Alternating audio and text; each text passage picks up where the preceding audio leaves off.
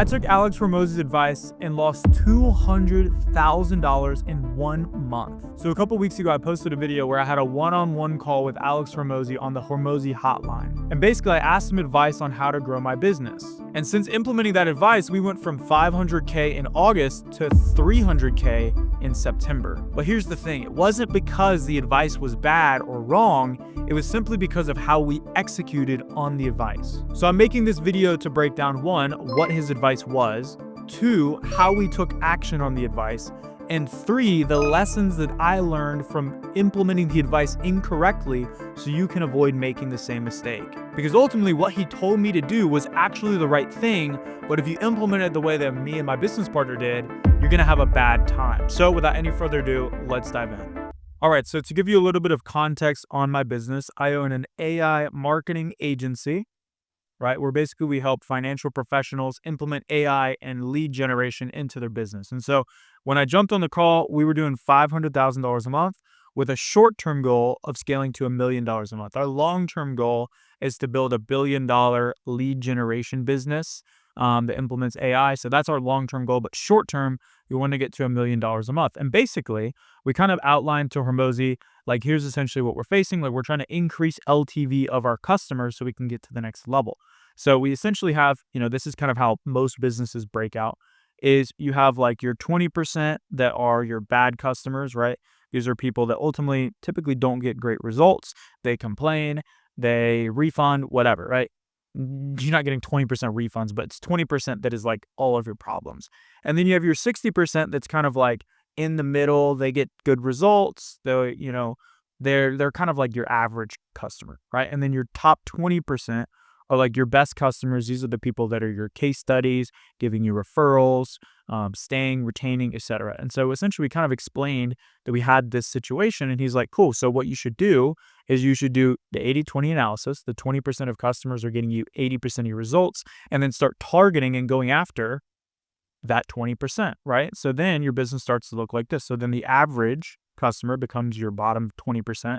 You cut off the bad customers, and then, the majority of your clients become this 20%, and then you start attracting a new higher level of customers, which becomes your next 20%. You continue laddering up your business, right? Now, the thing is, about the industry that we're in, we serve insurance agents, and every 5 years, 92% of the market refreshes insurance. So we basically have this structural churn that's kind of built into our business, right? At least for the majority of insurance agents that are in the industry. They come in through like an MLM recruiting model. And so it's basically like a biz op in a lot of senses. Like, you get a lot of people coming in constantly. There's not like a super stable base of customers. At least that's not the majority of the market. There's a small percentage. So that's kind of like what we came to him explaining what our business was, doing $500K a month, want to get to $1 million a month. So our lifetime value was around $9,028. We do around 50 units per month. And essentially, Alex said that in order to hit $1 million a month, we need our LTV to be 20K on average, right? So the way he's getting that is if you do 50 units per month, that's the sales velocity, which sales velocity is just how many units you sell per month. Well, if our sales velocity is 50, if you multiply sales velocity by the LTV, that is what is referred to as the hypothetical max of what your business can get to, right? Because if I sell 50 units a month and on average they're worth $20,000, eventually I'm going to get to $1 million a month. So there's 2 ways that you can get there.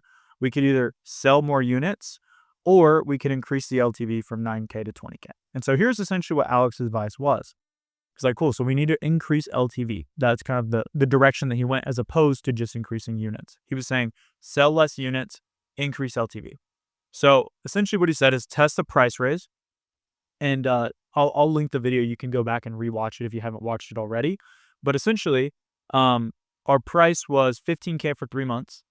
They recommended to raise it to $25K for 3 months, is what Layla said. So from 15K to 25K. They also said that in order to boost the LTV, we needed to renew clients earlier and improve our back-end offers. So basically, what we were really doing before is like we would wait until they were up for renewal or like a week away for renewal or like very close to renewal, oftentimes even past the renewal, if I'm being real.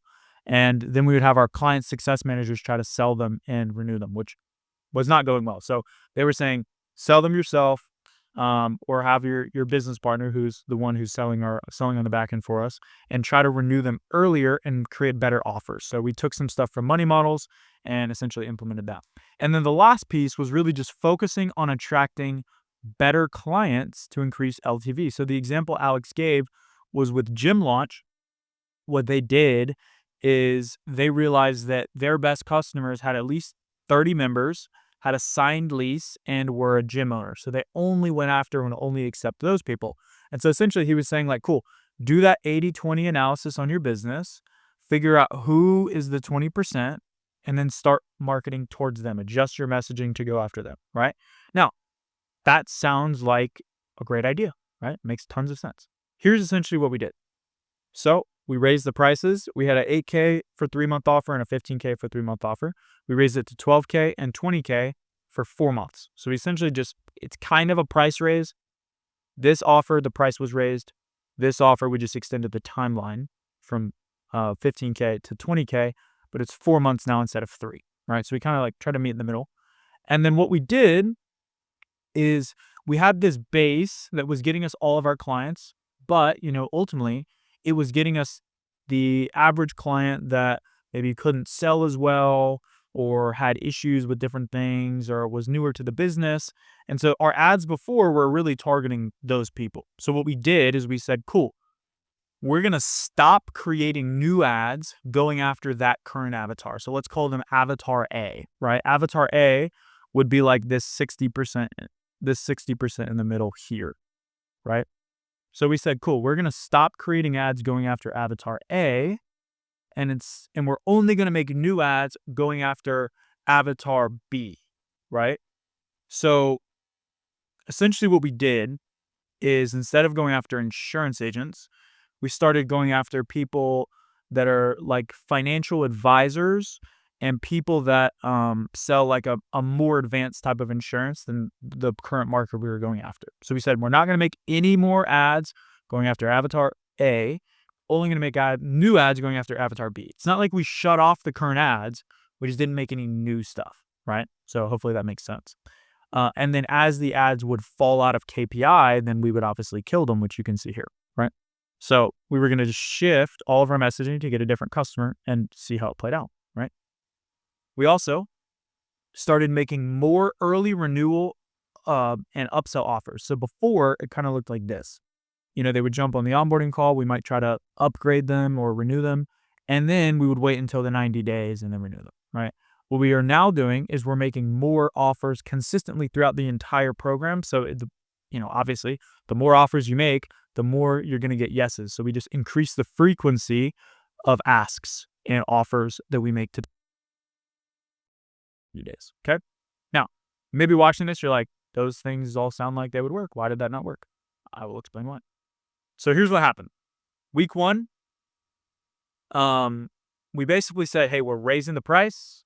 This is the last chance to get in at 15K. And we had a record high week in cash collected, as you can see right here. So we did 114K cash collected solely on the front end, just on front end cash, which is awesome. Week 2, $17,390 cash collected front end, which was a record low week. Week 3, $67,000 cash collected front end. And then week 4, $11,901 cash collected front end. So we basically went from in August doing $499,000 to in September, we finished about $336,365.55. So not quite 200K, but about $200,000 that we went down. Now, to be clear, it was not Alex's advice that was wrong. It was my implementation of the advice. Okay? We'll make that abundantly clear, right?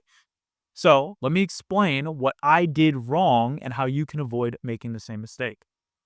So here's how I messed up. Number 1, I did not test it. Okay?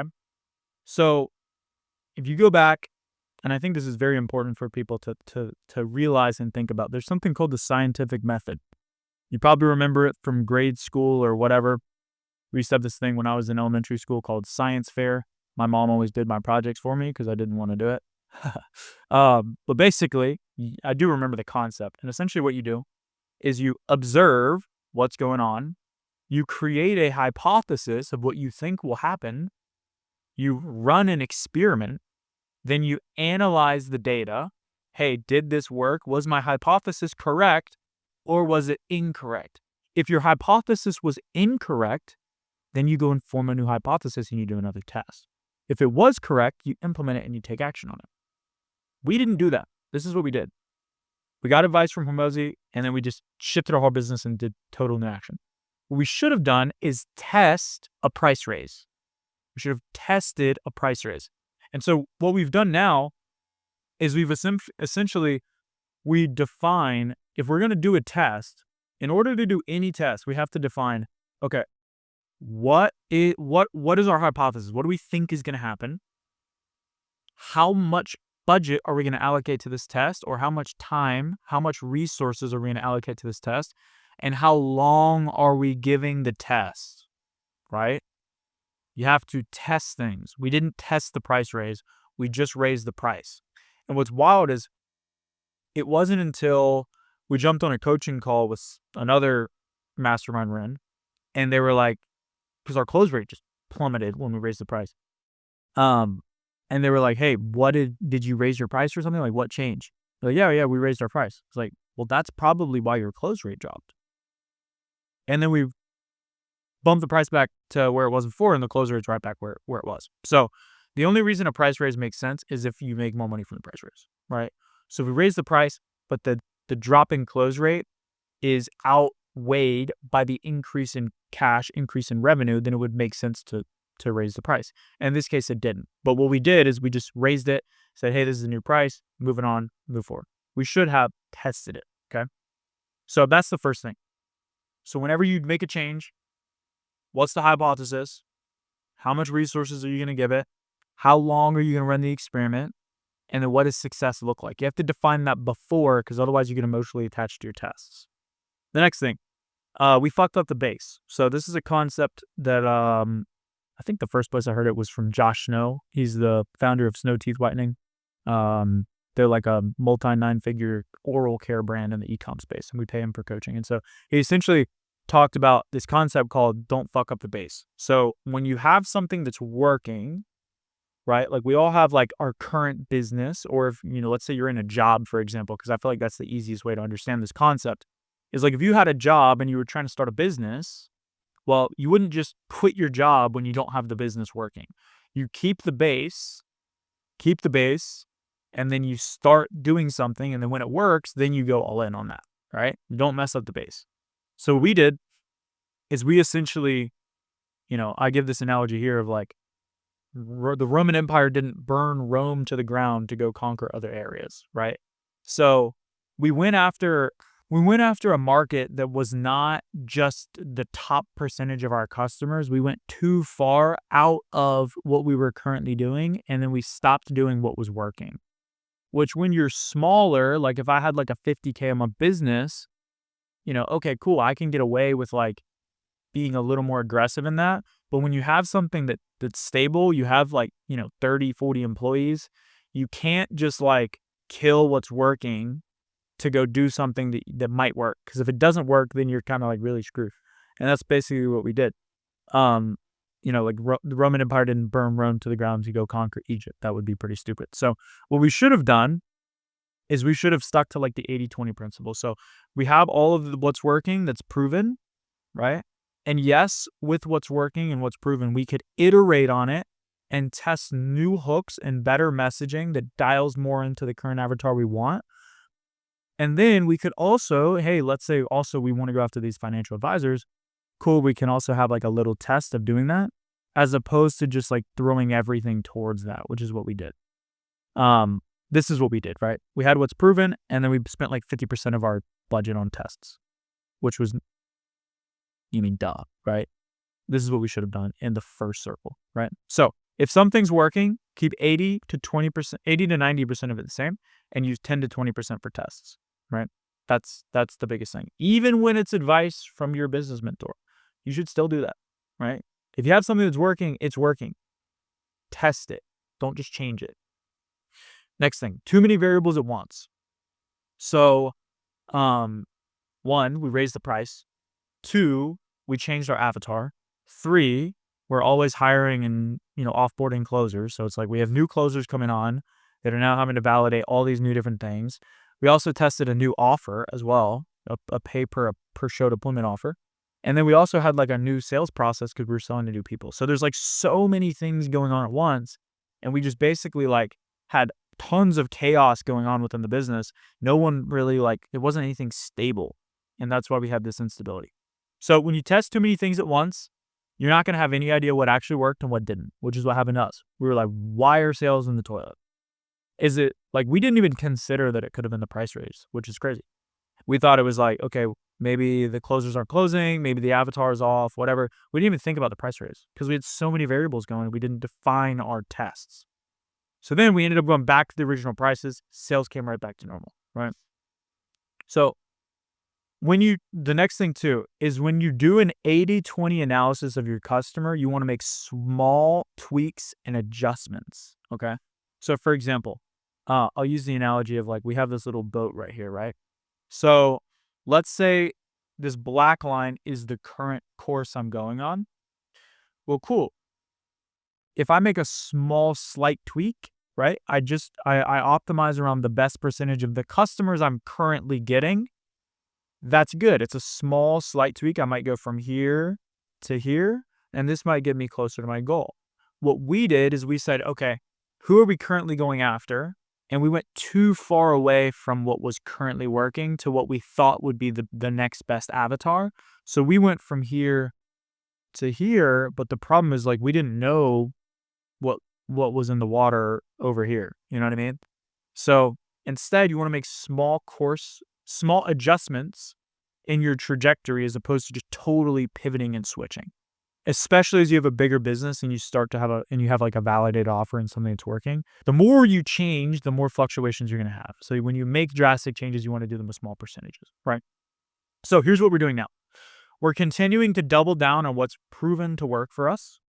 And we're testing small iterative changes on our marketing and messaging to attract the higher quality clients. So we're still doing the 80-20 analysis, which in all reality, we didn't really do an 80-20 analysis before. We did who do we want to go after? Who do we think would be a better customer? Let's go after them. And that's what I think screwed us. So we are actually we're taking Hormozi's advice as it actually was meant to be taken now. So we're doing smaller iterative changes. So for example, let's say I always use the lawyer example in a lot of my videos because it's easy to understand. Let's say I was going after lawyers and I found out, like, here's basically what we did. Let's say we were only selling to personal injury lawyers. And then we said, oh, I think divorce lawyers are going to be a better market.